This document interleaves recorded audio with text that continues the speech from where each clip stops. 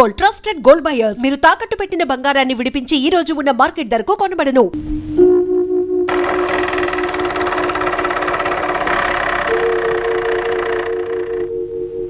అందమైన పాటలా మా జీవితం సాగిపోతుండేది. హఠాత్తుగా అందులో ఓ అపశృతి. ఒకరోజు రాత్రి నేను ఇంటికి వచ్చేటప్పటికి ఆమెకు దగ్గరగా మరో మగవాడిని చూశాను. నేను ఇంట్లో లేనప్పుడు వేళకాని వేళల్లో ఒక కుర్రాడు వస్తున్నట్టుగా నాకు చాలామంది చెప్పారు. రేవతి గురించి నాకు పూర్తిగా తెలిసిన మెల్లమెల్లగా నాలో ఏదో తెలియని అనుమానం తలెత్తింది.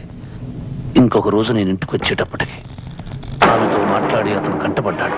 నన్ను చూడగానే తప్పించుకోబోయాడు.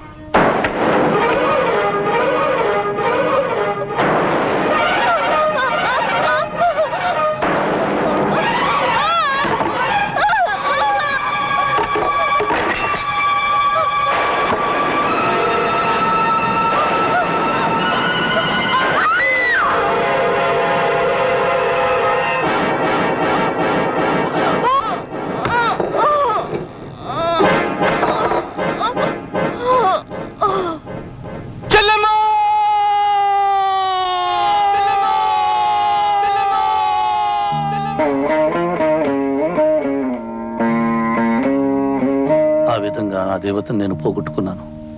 నా కంటి దీపాన్ని నేనే అర్పుకున్నాను. వాళ్ళన్నయ్య పోలీసు వెతికే తీవ్రవాదిని తెలిసింది. డబ్బు అవసరమైనప్పుడల్లా అతను వాళ్ళ చెల్లెల దగ్గరకు వస్తుండేవాడు.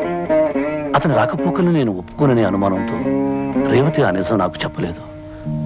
పవిత్రమైన ఆమెను, ఆమె ప్రేమను తప్పుగా అర్థం చేసుకుని అనుమానించినందుకు నాకు ఏ శిక్ష పడ్డా తప్పులేదనుకున్నాను. అందుకే కోర్టులో నేనేమీ చెప్పలేదు. నాకు ఉరిశిక్ష పడ్డం న్యాయమే అనుకున్నాను. శిక్ష కోసం జైల్లో ఎదురు చూస్తున్నప్పుడు నా స్నేహితుడు నా దగ్గరకు వచ్చాడు. విష్ణు, నువ్వు చెప్పినట్టే నీ బైక్ అమ్మేసి నీ బాబుని ఆర్ఫనేజ్ లో చేర్పించాను. అన్నీ కొనిచ్చాను. నాలాంటి వాడి కడుపున పుట్టడం ఆ పసిబిడ్డ దురదృష్టంరా. ఇప్పుడు నేను వచ్చింది నీకు ముఖ్యమైన విషయం చెప్పడానికి. ఆ ఆర్ఫనేజ్ కి విదేశాల నుంచి ఓ డాక్టర్ గారు వచ్చారు.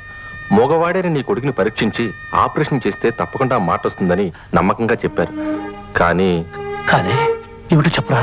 ఆ ఆపరేషన్ కి 15,000 ఖర్చు అవుతుంది. ఈ పరిస్థితుల్లో 15,000 ఖర్చు అంటే ఈ లోకంలో మగవాడైనా నా బిడ్డకి మాట రేపించగలిగితే పై లోకంలో ఉన్న నా రేవతి నన్ను క్షమిస్తుంది.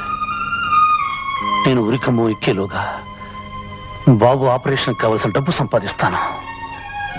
ఎవరూ లేని నా బిడ్డ మాటలు రాని మోగవాడిగా బ్రతుకూడదనుకున్నాను. డబ్బు కోసం జైలు నుంచి తప్పించుకున్నాను. ఆ డబ్బు కోసమే ఈ నాటకం ఆడడానికి ఒప్పుకున్నాను. అంతేకాని నిన్ను మోసం చేయాలని కాదు కళ్యాణి. ఒకవేళ నీకది మోసం అనిపిస్తే నన్ను క్షమించు.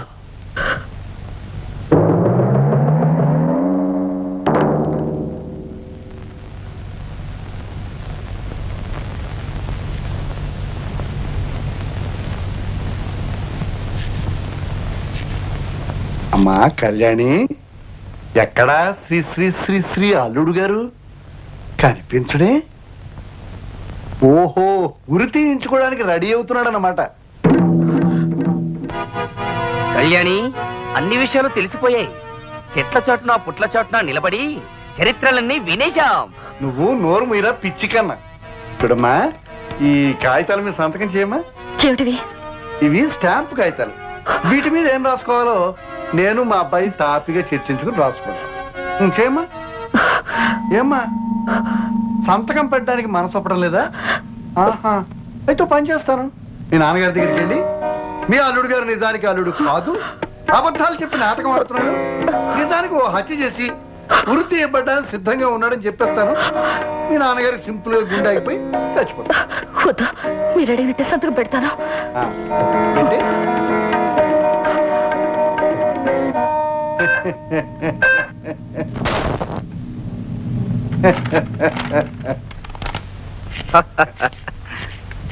ఏరా పొట్టి గట్టి లాయరు, ఆ రోజు నాకు బుర్రుంటే బుర్రలో బుద్ధుంటే అని ఛాలెంజ్ చేసావు కదా. అదే బుర్రతో అదే బుద్ధితో ఖాళీ నోట్ల మీద అమ్మాయి చేత సంతకాలు చేయించాను. ఈ ఆస్తిని నా గుప్పెట్లో పెట్టుకున్నాను. ఇప్పుడే ఉంటావు.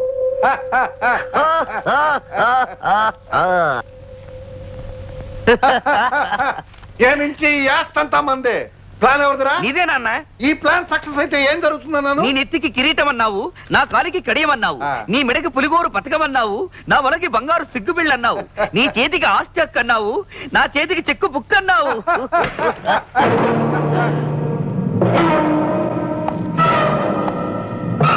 మర్యాదగా పేపర్లు ఇవ్వండి. ఇక నువ్వు మా జోలికి వచ్చావంటే నువ్వు కూని కొరువని అల్లుడిగా నాటకం ఆడుతున్నావు మా అన్నయ్యతో చెప్పేస్తాను. అవును, చెప్పేస్తాం. మీరు ఆ విషయం చెప్పరు. ఎందుకంటే నేను ఒక హత్య చేసినా 2 హత్యలు చేసినా నాకు పడేది ఒకటే శిక్ష, ఉరి శిక్ష. శిక్షల గురించి మాకెందుకు?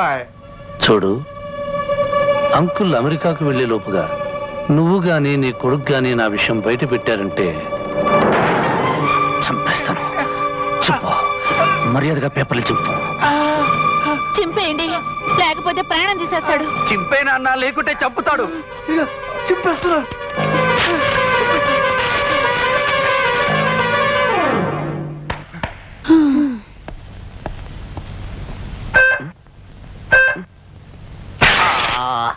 ఏమిటి నాన్న ప్లాన్ అంతా చింపేశావు? చింపడం కాదురా, ముందు నేను చంపేస్తాను. ఎప్పుడు మాట్లాడినా లైఫ్ అండ్ డెత్ సమస్య అంటుండేవాడివి, కానీ లైఫ్ కి డెత్ కి మధ్య జవాబు లేని ప్రశ్నలాగా నువ్వు నిలబడి ఉన్నావని, నీ జీవితంలో ఇంత భయంకరమైన సత్యం దాగి ఉందని మాతో ఎప్పుడు ఎందుకు చెప్పలేదు విష్ణు? నేను కిరాయి మనిషిగా ఇక్కడికి వచ్చాను. నాకు డబ్బు అవసరం. మీకు నాతోనే కానీ నా గతంతో అవసరం ఉండదనుకున్నాను. అందుకే నేను ఎప్పుడు ఏ విషయమూ మీకు చెప్పలేదు.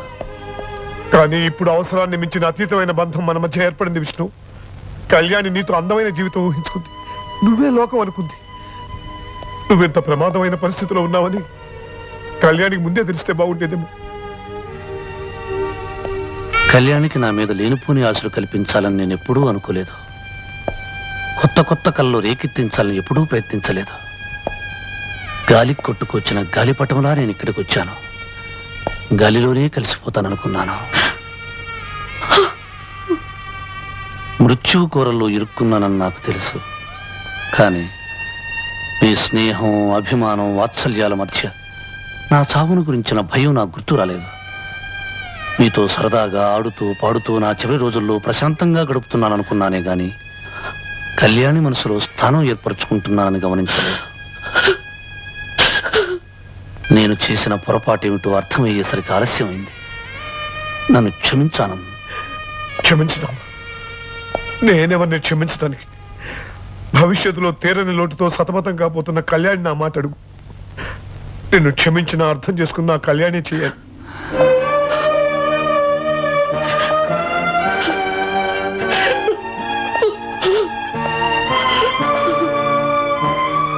కళ్యాణి, నేను నిజం దాచి నీకు మనశ్శాంతి లేకుండా చేస్తాననుకోలేదు.